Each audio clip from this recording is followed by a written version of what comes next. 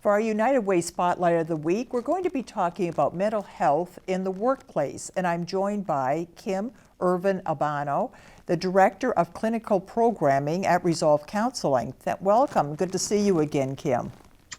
Thank you very much, Donna. It's wonderful to be here. So this time of year, we think more about mental health, and there's the Let's Talk campaign. And so you offer an employee assistance program. Can you tell me what that is? Absolutely. So we're a not-for-profit EAP program. It's called Family Services EAP or FSEAP. It's a national program run through other multi-service agencies like ours throughout the country. And so we offer workplace wellness to organizations that want to support their employees' mental health. So this could be in counseling for them or even perhaps their families. It could be in workshops. We do a lot of workshops, critical incident debriefing if something traumatic has happened in the workforce. We do mediations, create peer support teams, management consultations. We do quite a bit to support organizations' mental health. And the research tells us that a mental health support at the workplace really increases employee engagement, employee productivity, and it just overall for the whole agency's well-being. It helps support people to be able to be really, really present to themselves and to their work. Well, what happens if work is fine? I like my coworkers, I like my boss and all the rest, but I got some real problems at home. I may be in an abusive or my kid's getting in trouble, or my mother's developing signs of dementia, and that's what's really causing me some problems, some stress. But I don't want to tell my employer about those things. So how does do I have to go through a form of telling them this is the problem I've got and I need to go to an employee assistance program? Is that how that works? Mm-hmm.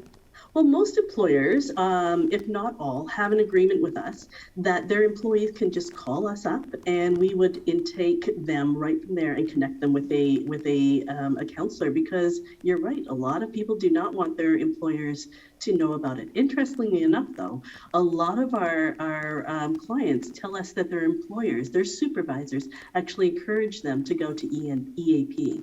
And we see maybe about half of the people come for workplace stresses, and the other half is maybe more personal. But we know that one impacts the other. So having a service to really help in somebody's wellness all the way around, it helps both the personal and the work life for the employer as well as the employee.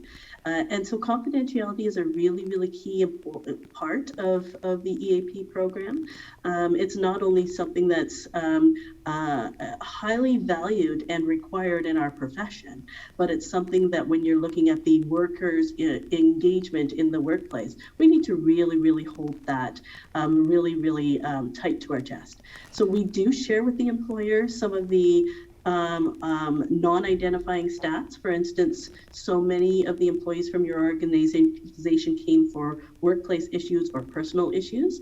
And so that helps workplaces to really develop a good workplace wellness program. But no identifying material is ever shared with the workplace. What are you seeing more of now than you did, let's say, this time 2 years ago? We're seeing a lot of people that are coming and really calling it depression. I'm feeling lethargic. I'm feeling like I can't become motivated to do anything. I'm really feeling isolated. I'm feeling like I'm not really enjoying life. And even pre-pandemic, we saw a lot of people with some of those experiences. But it's really the longevity of how this is going on, and the limits on how people can really, really support their wellness. So sometimes people need a few extra tools in their tool belt, and so they'll come into a counselor to be able to gain that. Donna, the season that we're in right now, January to March, is really our busiest season every single year. This is when it's the darkest. This is when we're not out, and some of us, others like me, will be loving going into their garden and seeing their flowers, and we have those limits in our life. So we compensate that in our agency with a little bit of extra staffing during this time of the year, because we know that this is when people need it. And in the pandemic, it's even higher. Do you find you have frequent flyers? That is, people who, the same company, and it's the same issues over and over again, and they just keep sending people to you, but the real problem is it's within that particular workplace?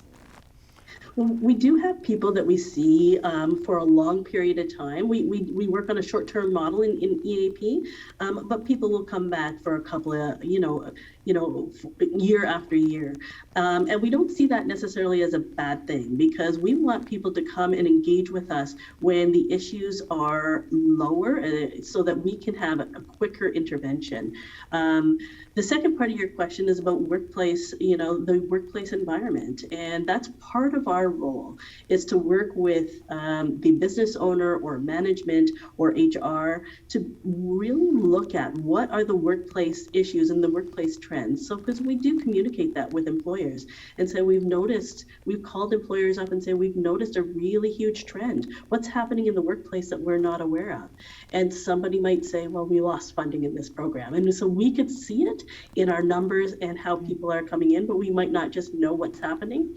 And so then we can suggest some strategies with the employer to be able to help the whole population, not just the ones that are calling us, to look at some of the dynamics in the workplace. Yes, some of them just may not have called, but they're still suffering the same things that the ones who did call. Do you think that the insecurity that comes along with employment these days, like it used to be, you joined a company as a young person and knew you're going to be there 30, 40 years, and then you retire with a nice pension and a gold watch and a hearty handshake. And I had an uncle who worked for CN for 50 years, 50. Yes, he started when he was 15 as an office boy, and then stayed a few months after his 65th birthday so that they could have this big celebration of someone who had worked for them for 50 years. I don't think we'll ever see that again. So there's not the security in your job, or do people expect it anymore? Well, I think employees are looking for things a little bit different than security, and a lot of that has to come with workplace wellness. The pieces that we are seeing, particularly during this pandemic, is there's the lack of stability, because things are changing and constantly changing, and people are having a really hard time to be able to even follow those changes and how it impacts the workplace, particularly if you have a workplace that, for instance, some of our service industries that are in and out and in and out, or the rules are changing. So those things are really impacting people's mental health.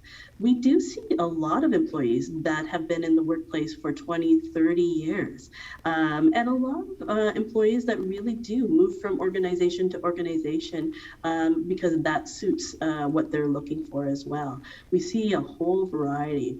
Our agency tends to really, we have organizations from all sectors, but we really work a lot with people in the people business, whether it's other social service agencies or people working with people. We do work with construction companies and other organizations as well. But there's a certain type of burnout that's related to each type of sector that you're looking at. And so sometimes people will move from one job to another job because of that pressure, that mental health pressure that they have. So we want to offer another option, right? Of taking a look at, if people choose to stay, how to be well in your job, so that you don't have to feel like you have to leave to be well. And that's a really good part of what EAP offers people. I understand. You're closely, in fact, you're in the same building as the United Way. So you have a good relationship with them. Can you tell me about that? We have a wonderful relationship with the United Way, and there's so many things that they offer us. But Donna, the thing I want to offer, what I really want to highlight today, is the United Way has offered us the opportunity to offer small businesses a chance to have EAP services at no cost to them until the end of 2022. United Way has partnered with us to be able to offer this opportunity, as well as the City of Kingston. And so I encourage any of your listeners who do have a small business, who are really, really curious about EAP, to give us a call. And we will absolutely be able to offer them some of these services because of the United Way's generosity and our community's generosity to the United Way. The United Way has such a great impact on our community in so many aspects. And at Resolve, we see that in mental health for sure. And for folks who are looking for some support but may not have an EAP program with their employer, United Way also provides us a sliding scale and also the ability to have single session clinics on Tuesdays. So their generosity really, really makes a difference in our community. And many people would not be able to access mental health support without the generosity of the United Way. So thrilled to be a partner with them. And another good reason to support the United Way. Mm-hmm. Thank you so much for being with us today, Kim.